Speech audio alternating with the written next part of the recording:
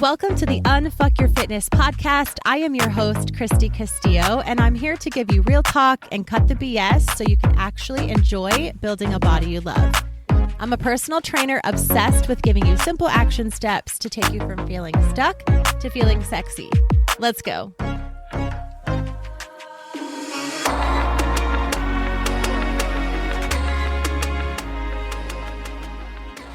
Hey guys, what's up? Welcome to today's episode. I'm excited to be recording for you today. I feel like when I recorded last week's episode, I was so tired. I was so out of it. I was so just in a mental funk.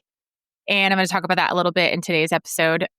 And yeah, I'm excited to be kind of back here with you, energy a little more up, talking with a better frame of mind. So we are going to be talking today about I'm not really sure the best way to phrase this. I've been getting a lot of requests lately to talk about how to get back on track after something like a surgery or an illness or pregnancy or a traumatic life event. You know, when life throws you for a loop, whatever that kind of looks like, how to get back on track. And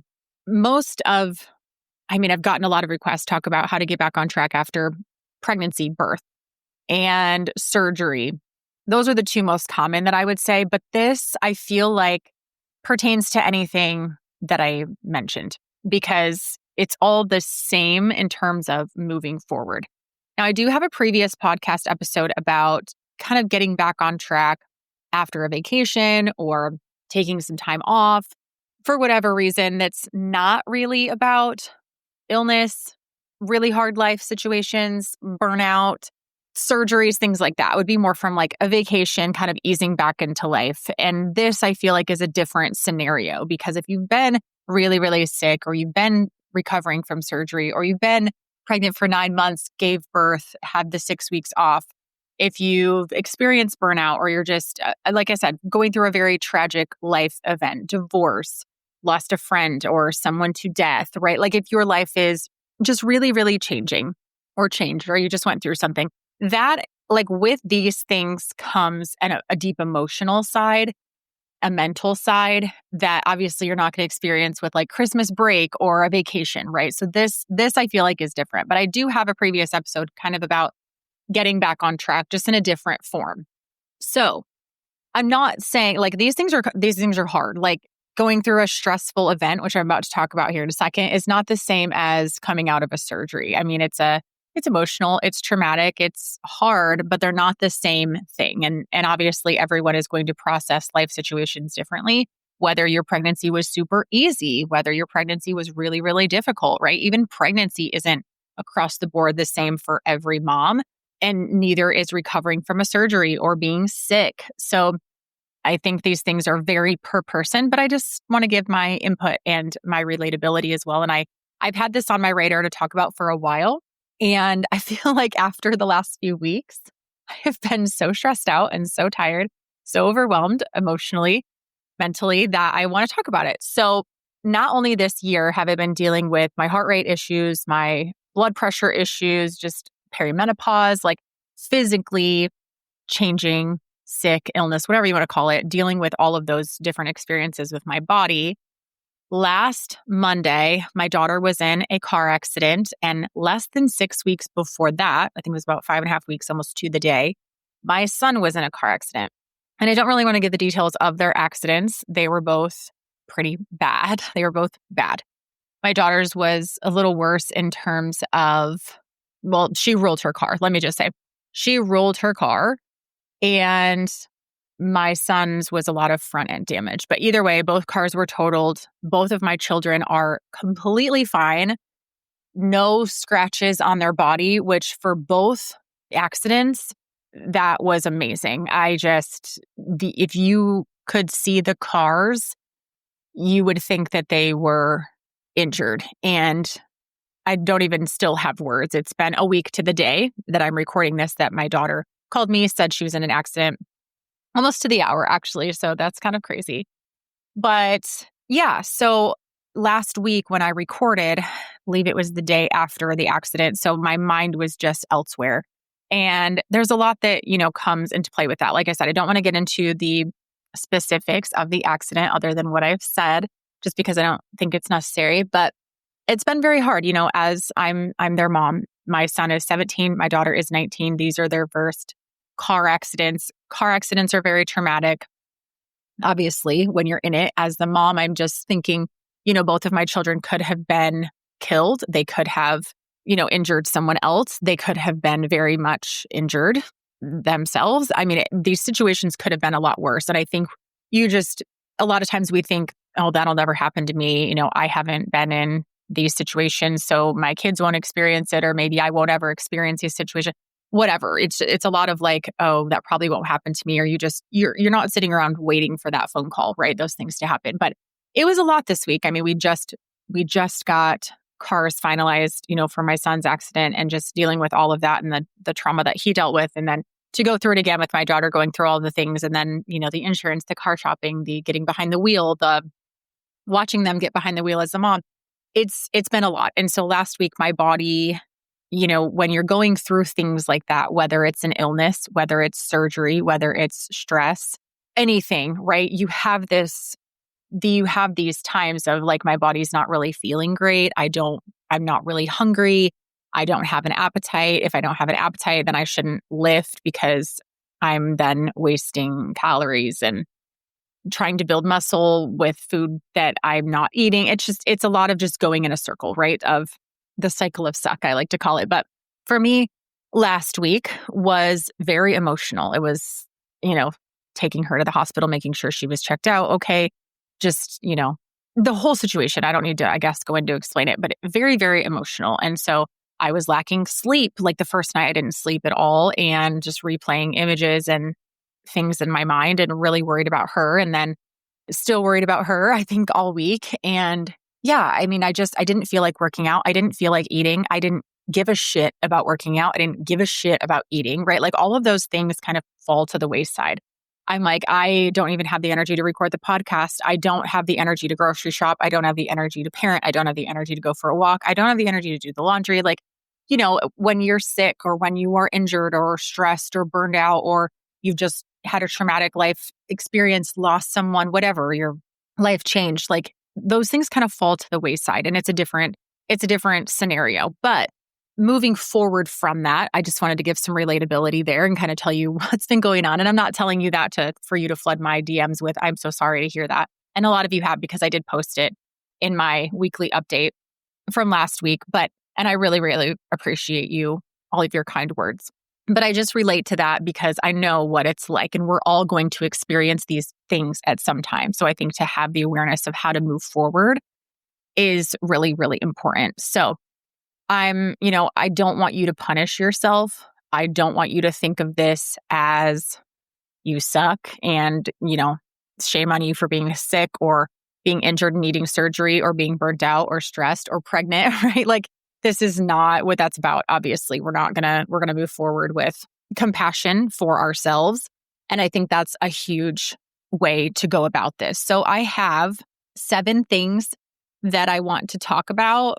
And then at the end, I have some tips from my clients, which I thought was super sweet. I asked in my Fit Club just some things that they have done to, after a surgery or something like that, what they did to move forward and getting back on track with workouts and things. So I thought it would be nice for you to hear from a few of my clients and give you their suggestions as well. So number 1, shifting your mindset first. So I know that you can feel guilty for falling off or whatever it is. You can feel frustrated. It can feel overwhelming to think that you are behind, or you're starting over, or why did I let this happen? Or why did this happen to me? Things like that.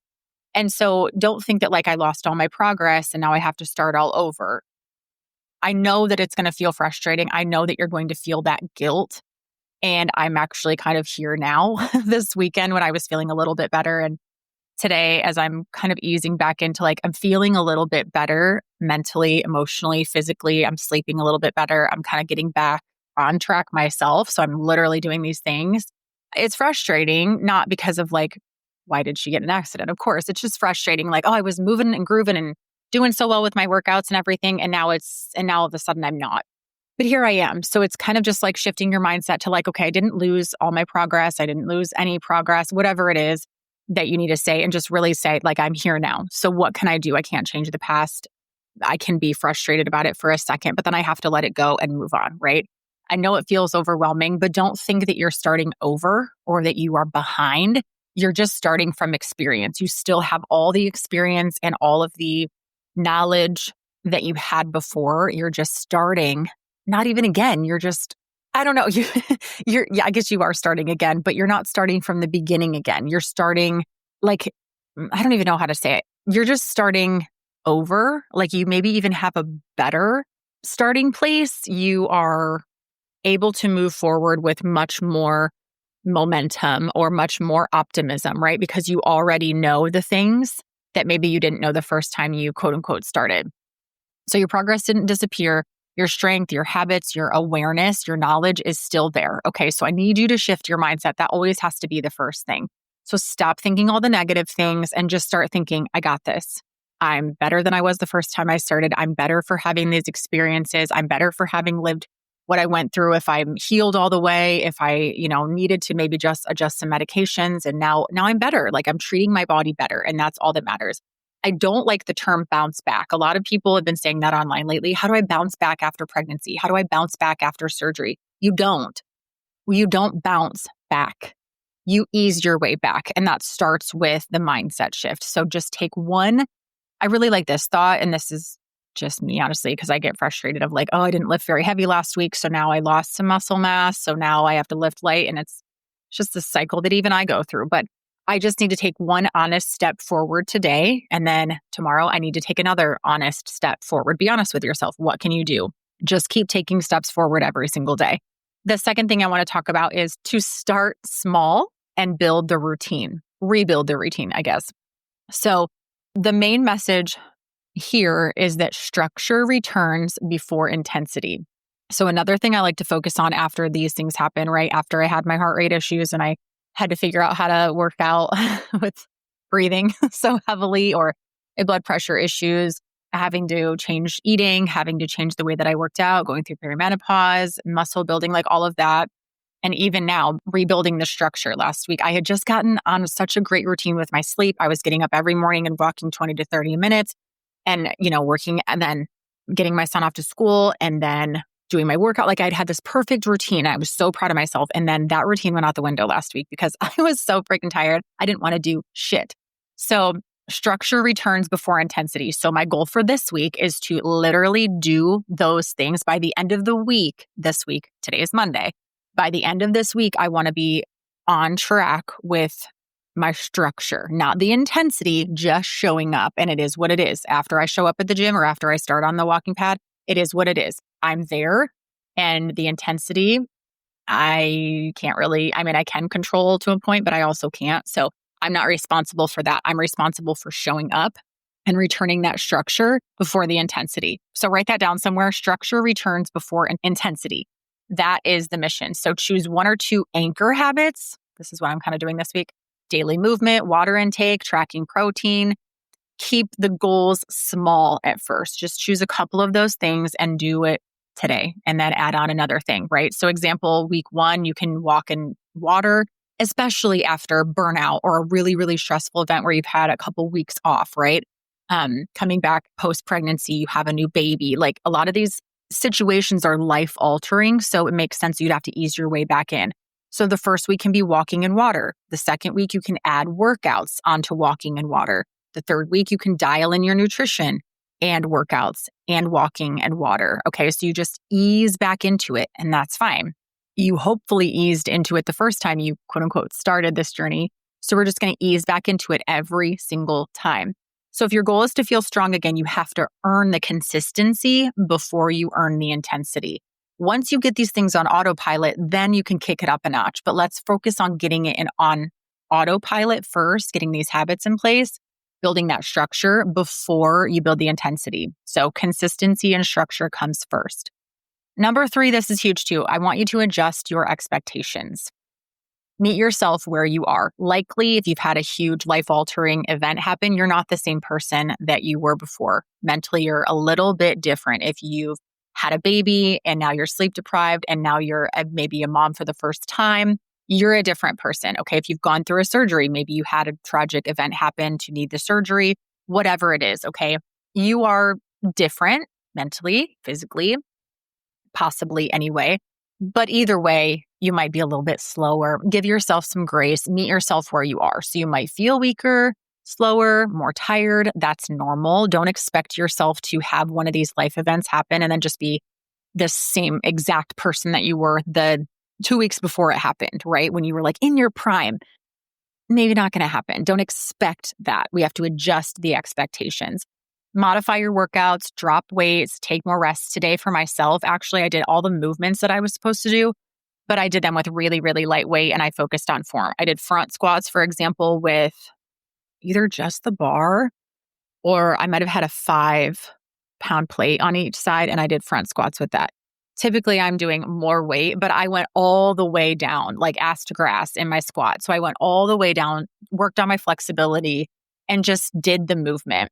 Same thing with all the other exercises that I did today. It was just really light, really slow, connecting mind to muscle. And that's perfect. So take more rest if you need it. Go lighter. Just, again, practicing that consistency. Focused on the movement quality and reconnecting with your body, like I just said. And then another thing you can do to adjust your expectations, especially with like walking, jogging, movement, is using your RPE. So your rate of perceived exertion. We talked about that in a previous episode to guide you.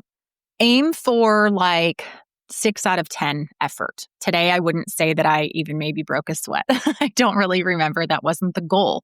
The goal was to show up, complete all exercises and do, I wouldn't say half effort, a little bit more than that, but not much because I couldn't physically do much more than that. I haven't fueled myself well. I haven't slept well. I haven't been drinking water. So I can't expect myself to perform optimally if I haven't given myself optimal ways to do that, right? With my food, water, rest. These things, adjusting these expectations, still doing the movements, still doing the actions, but adjusting your expectations of yourself and the outcome of those expectations, that will make you feel like you're making progress because you are, even if the progress looks different than it did prior to whatever the situation was. The fourth thing I want to talk about is fuel your recovery. This is huge. I think a lot of times we just want to get right back on track and think, let's grind, let's count our macros, let's go for 10,000 steps, let's get all of our workouts in. We underestimate the power of food and how healing it is for our bodies. So if you are in a position to where maybe you're coming up, maybe you're recovering right now and you haven't been given the go ahead and work out again, don't underestimate fueling your body. Don't undereat when your body is trying to recover, even if it's recovering from only stress. If you're like, Christy, I've just been really stressed. I'm really tired. Maybe like me, right? My daughter was in an accident. I'm really stressed. Nothing happened physically. Like physically, I'm not injured or anything, but I'm freaking so tired. Like don't underestimate the effect that stress, burnout, something like that, a life-altering experience, even if it's not physical, even if it's not an illness or a surgery that you're recovering from, or pregnancy, right? Don't underestimate the stress and the effect of that stress that it's had on your body. So don't undereat when your body is trying to recover, even if it's just from something mental, okay? Protein and hydration are your foundation. Those are my two things today. I've already been drinking a lot of water, and for some reason, it just like water tastes gross today. And that's not really usually, water doesn't taste like much of anything. So how can it taste gross? First of all. Second of all, I love to drink water. Like that's not really an issue for me, but I was drinking some earlier and just maybe it was the temperature or something of it. I don't know. It made me like want to cringe thinking about it. So I'm not well yet, but I'm getting there. But protein, I'm priority today, hydration, priority today, steps, priority today. But keeping on the fueling train here, eat to nourish your body, not to make up for lost time. Don't starve yourself thinking, well, I overate because I was so stressed. It's okay. Just get back to baseline, proteins, fats, carbs, hydration, right? Your body needs food to recover from stress. When you are stressed, your body is working so hard to get you mentally, physically back to baseline. it's still using calories, even more calories than usual because you are stressed. It's using that to keep you alive, to keep you balanced, okay? So don't think of food as a punishment right now. You don't need to not eat. You need to do the opposite. You need to eat and you need to feel properly. Nourishment. Think really high quality foods. Treat your body really, really well during this time. If your appetite is low, my hand is raised. Use simple meals, smoothies, soups, and like small frequent meals. I've been having like protein shake, protein yogurt shake, Greek yogurt, protein bars, quick snacks, things like that, just because I'm not really in the mood for big meals. The fifth thing that I want to talk about, which is really important, and I think a lot of people neglect this part, is that healing isn't just physical. So even if you did have a physical injury, physical setback, physical situation, I don't want to call pregnancy a setback. You know what I mean? Not in terms of like surgery versus pregnancy. Don't yell at me for that. You know what I mean? But even if it's not a physical thing, healing isn't just physical. And when we think about getting back on track, whenever I have someone ask me, getting back on track, I want to get back on track with my workouts. I fell off track. How do I get back on track? And I'm like, well, how are you doing mentally? Well, I don't know. It's like they don't even care. So that's my first question. So tune into yourself and ask yourself, how do I actually feel today? What do I actually need today? Practice self-talks that encourages you instead of critiques you. So maybe even positive affirmations, things like that. This is a really good time for things like that and self-care.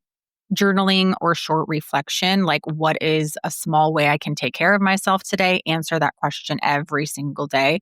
Ask yourself when you're doing activities, is this something that's going to benefit me or is this something I should take off of my plate today? And then address the fear of losing progress.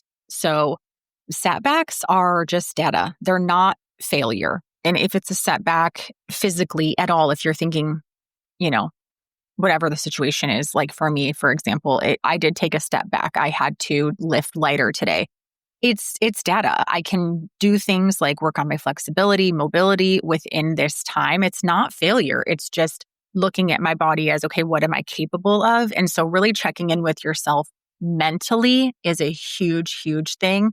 Number 6 is also, I think, something that I really value because I like to talk about things. I like to talk through my situations. And I've really noticed that community and accountability is huge for my clients. So when I would coach one-on-one and I would have someone go through something like we've discussed, one of these situations, even if it's just a conversation about what happened or about how they feel, and we didn't do any progress on workouts or anything, they're still thinking that was such a great session. That was such a great weekly call because I really needed to get some of that stuff off my chest. Thank you for listening. That was really, really helpful. So don't underestimate the power of community and accountability of just showing up, even if, like today, if I had a client that went through what I went through and they were telling me that they felt how I feel, and I would say, okay, I want you to show up for your workout today, but I want you to lift. If you usually lift, I don't know, 20s for bicep curls, then I want you to lift 10s today. And I want you to just really slow down the movement, think about everything, mind muscle connection. I want you to just show up, right? Like lift half of what you usually lift, change up your reps, things like that, right? So that they are showing up. I'm encouraging them to show up, but not to show up exactly how they used to do and practice some grace. So that is something that I feel like is very, very helpful. And I've heard that feedback. And once I realized, yeah, that's how I like to approach things too, is just kind of talk to someone about how I'm feeling. I don't necessarily need someone to tell me to show up. I just want to tell someone I'm struggling and to tell someone that these things are hard. So I have found that inside of my fit club as well, where people are, there's a couple hundred women inside of there. They're always talking inside of the group chats about, I had this really hard time, or I've been sick, or I had surgery, or this happened and I'm getting back on track, or they're just venting maybe. I just need to vent for a minute. This happened and this is how I'm feeling. And so many other people will respond and give their support and give updates and reach back out to them and explain how they feel. And I found that really, really helpful because the accountability helps you to be gentle and consistent. If you're in your own head thinking, I suck, I'm so far behind, this is terrible, I've lost progress, you're going to think I need to push harder. If you talk to other people about it, they're going to connect with you, which is what it's really about. It's going to take the pressure off and they're just going to connect and say, yeah, it's totally valid that you feel that way. Give yourself some grace, journal this week, maybe chat with us. Do you want to jump on a call? Whatever it is, right? And then you feel that sense of relief and it takes the pressure off. It takes that time frame off. So use your friends, use that community, reach out to me if you need support. If you're inside a fit club already, reach out inside of there. That's what we're all there for. That's what my new leaders are there for. So excited about the leaders program inside a fit club, but that's another day. We'll talk about that. So I feel like that is something too that is just really overlooked, along with kind of that reconnecting with yourself mentally and emotionally. And then number 7, the last thing I want to talk about is just building some momentum the smart way. So go from 0 to something. If you've not been working out for 6 weeks or however long it's been, it's going to be really hard to go from 0 to hero, right? 0 to 100. You can't really do that. Think about going from nothing to something, 1% better, like in Atomic Habits, whatever it is. Focus on showing up, not being perfect. Momentum builds that repetition. Don't focus on motivation, focus on repetition. We're starting today and then we're going to do it again tomorrow and we're going to do something again tomorrow. All the tomorrows, right? They all add up. Stack the small wins. So hydration, movement, eating your protein, sleeping, that's all you really need to do. Okay. If you can't do it perfect, that's fine. And then celebrate your effort, not so much the outcome, because especially in these times when you just need to get started, giving that effort, like I said today for myself, my job is to show up on the walking pad and turn it on. I don't care how long I walk. I don't care how fast I walk. I just need to get on it and walk for a little bit. I need to show up for my workout. I need to pick up a weight. I don't care what weight it is. And I need to do some reps. That's it. No judgment. So those 7 things again are 1, shift your mindset. 2, start small and rebuild your routine. 3, adjust your expectations. 4, eat, fuel that recovery. 5, reconnect mentally and emotionally. 6, use your community and get some accountability. And then 7, to build some momentum the smart way. Go from 0 to something. That matters huge. So if you, at the end of the day, you can say, I did something today, that's your comeback. That's it, right? So now I want to go through some client encouragement. I literally just asked inside a Fit Club, hey, I want to record a podcast about getting back on track after we've gone through something. And I had some ladies respond and I want to share them with you. So I haven't read through all of them. So bear with me here. So the first one says, for me, after breaking my arm and having plates and screws, to be okay with going down to 2 to 5 pounds. It was hard to tell myself that was okay, but I just did slowly and added more weight like every 2 weeks. So just kind of like what I said, as far as going down in weight, just showing up and going down in weight. So this is my friend Teresa. She had plates and screws in her wrist and it was a very long recovery. And so yeah, if you're going from, doing 10, 12, 15 pound bicep curls to 2 to 5 pounds, that is a little hit to the ego. But you have to tell yourself that it's okay and you can always increase, rather than just, well, I'll never do this again. I can't show up for myself. Everything's over. Poor me, right? She's a badass and she pushed through.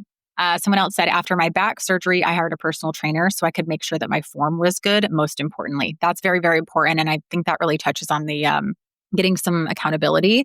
That's really important. So showing up, you're doing something, you don't have to be perfect. And form is especially after back surgery, is really important. Next is a big one for me was the reminder to restart slowly. Don't push too hard in the beginning and give yourself the time you need. Love that. The next one says this. They must have been excited to share. I have found that the most helpful thing for me is taking it one step at a time, typically starting back with my workouts because that's where I find my most enjoyment.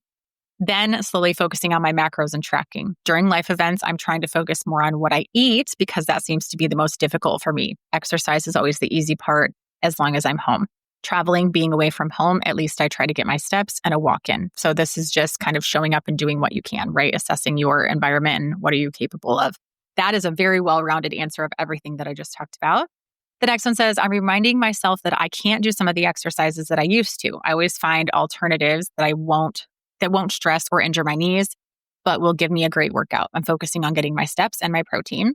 Next, reminding myself it's about resuming the habit more than how hard or effective one individual workout is. It's okay to go through the motions at the beginning, just if that's what helps me do the thing. So it's okay to just go through the motions if that's what just helps me to do the thing. Sorry, I cannot read these very well. The will to push or progress will follow the action of showing up. Yes. Listen how smart my ladies are. I love this. Next, all the above and not comparing yourself to your pre-injury self. Yes, personal bests are from injury onwards, no looking back. I have nerve damage in one arm from a herniated disc. There's no point in comparing to how I used to be able to lift/run. I celebrate how far I've come since the injury and try not to take movement for granted. Love that. I agree with everyone else. I'm 7 months postpartum. And just knowing it's okay to start slow and focus on form for now is okay. Adding the weight back up will happen with time. Also, any and all movement counts. When I started walking and getting outside again, it helped so much to just remind myself to identify as a person who cares about my health. Love that. It's okay to start small. Once I started working out after my mastectomy, my chest press was literally 3 pounds.